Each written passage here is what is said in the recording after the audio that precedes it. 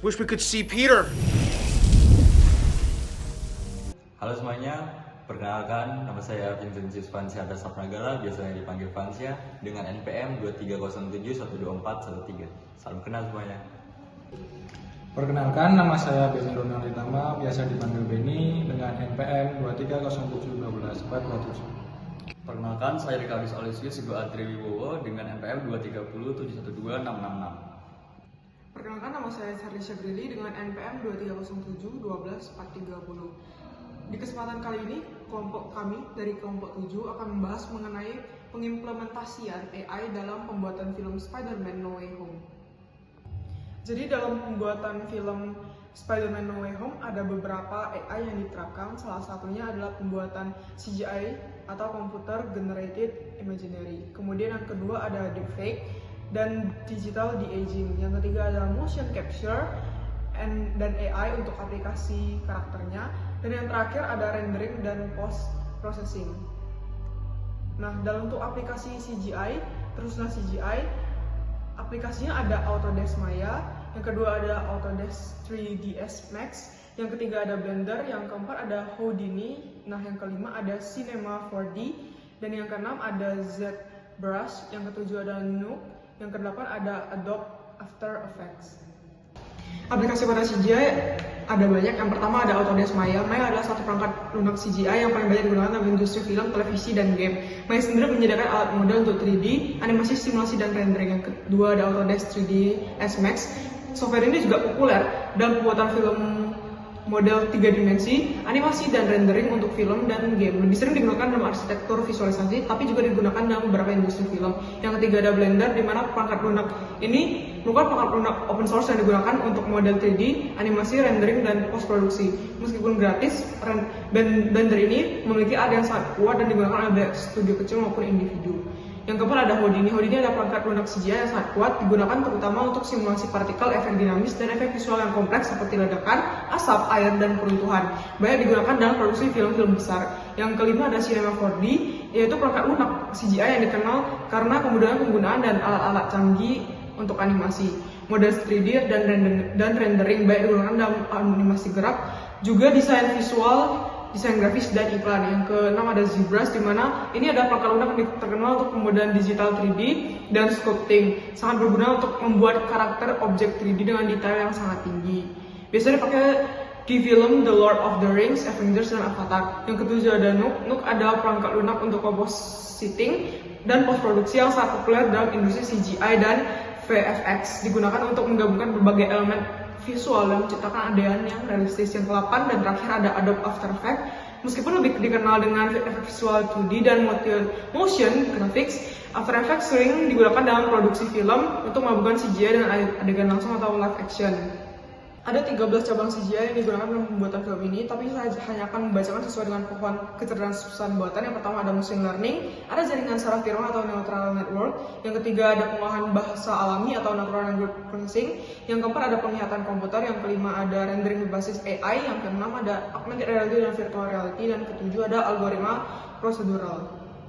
Ada beberapa lingkup permasalahan dalam CGI. Yang pertama ada algoritma simulasi seperti Navier-Stokes untuk fluida atau simulasi partikel memerlukan sumber daya kompresi yang sangat besar. Kemudian yang kedua, bagaimana objek CGI berinteraksi dengan lingkungan sekitar, misalnya air yang bergerak di sekitar batu atau angin yang menggerakkan kain. Sangat sulit disimulasikan secara realistis. Yang ketiga, rendering dengan pencahayaan realistis seperti global illumination dan ray tracing membutuhkan waktu yang lama untuk dihitung, dan masih banyak yang lainnya lagi. Oke, kali ini saya akan menunjukkan aplikasi deepfake dan digital de-aging. Yang pertama Nuke, yang kedua Adobe After Effects, yang ketiga adalah VFX Property Software, yang keempat di FaceLab, yang kelima FaceWeb. Di sini saya akan menunjukkan aplikasi yang saya sudah jelaskan tadi. Yang pertama Nuke adalah perangkat lunak komposit tingkat lanjut yang digunakan secara luas oleh industri film untuk menciptakan efek visual termasuk proses de-aging. Contoh penggunaannya digunakan dalam produksi film seperti The Avengers, Avatar, dan Spider-Man No Way Home. Yang kedua adalah VFX Property Software.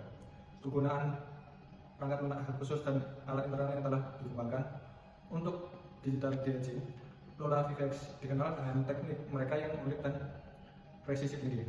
Contoh penggunaannya digunakan dalam produksi film seperti Captain America, The First Avenger, Ant-Man, dan Spider-Man No Way Home. Yang ketiga, di FaceLab.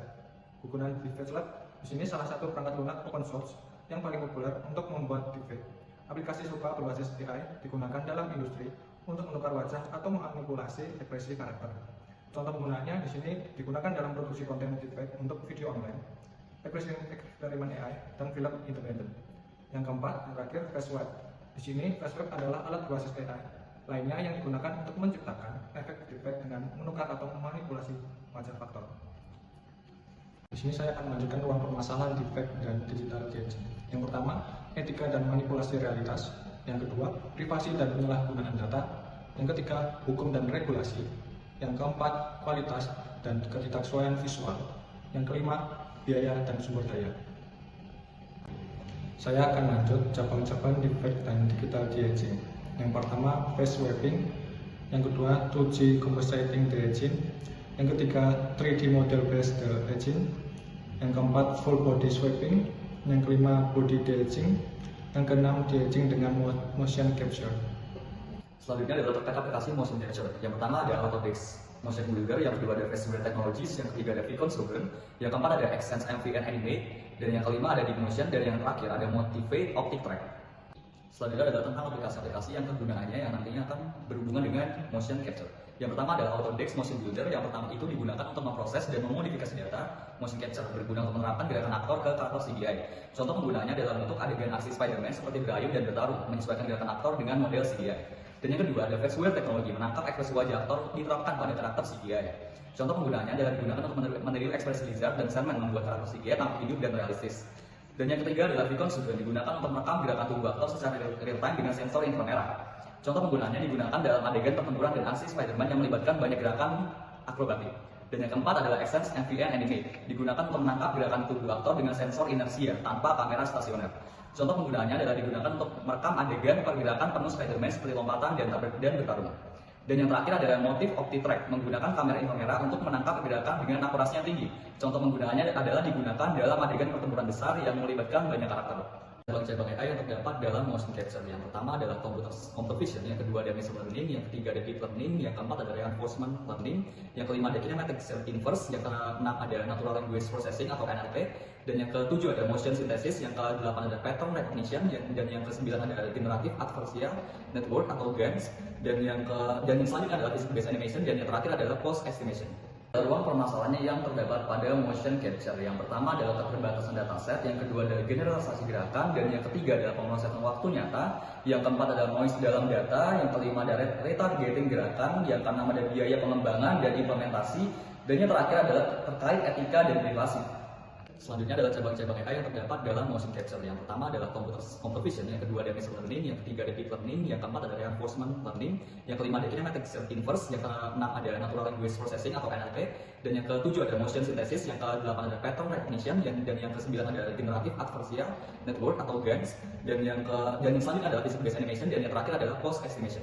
Nah, sekarang saya akan menjelaskan tentang aplikasi yang ada di rendering dan post processing. Yang pertama ada Renderman, yang kedua ada V-Ray, yang ketiga ada Arnold, yang keempat ada Houdini, yang kelima ada Nuke, yang keenam ada After Effects, yang ketujuh ada Maya, dan yang terakhir ada ZBrush.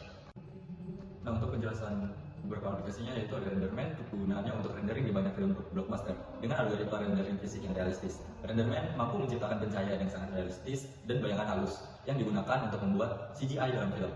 Yang kedua ada V-Ray. V-Ray adalah mesin rendering yang sangat populer dan sering digunakan dalam industri film untuk menciptakan gambar fotorealistik. Dalam Spider-Man No Way Home, alat ini mungkin digunakan untuk menghidupkan objek 3D, tekstur realistis, dan efek pencahayaan yang dinamis dalam adegan-adegan tertentu. Nah, ada beberapa aplikasi juga yang mirip dengan aplikasi CGI.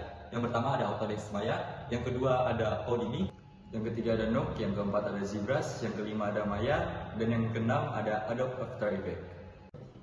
Nah, di sini juga terdapat beberapa permasalahan. Yang pertama ada waktu render yang panjang, yang kedua kualitas dan realisme, yang ketiga kapasitas komputasi, yang keempat kapasitas penyimpanan data, yang kelima resolusi yang tinggi.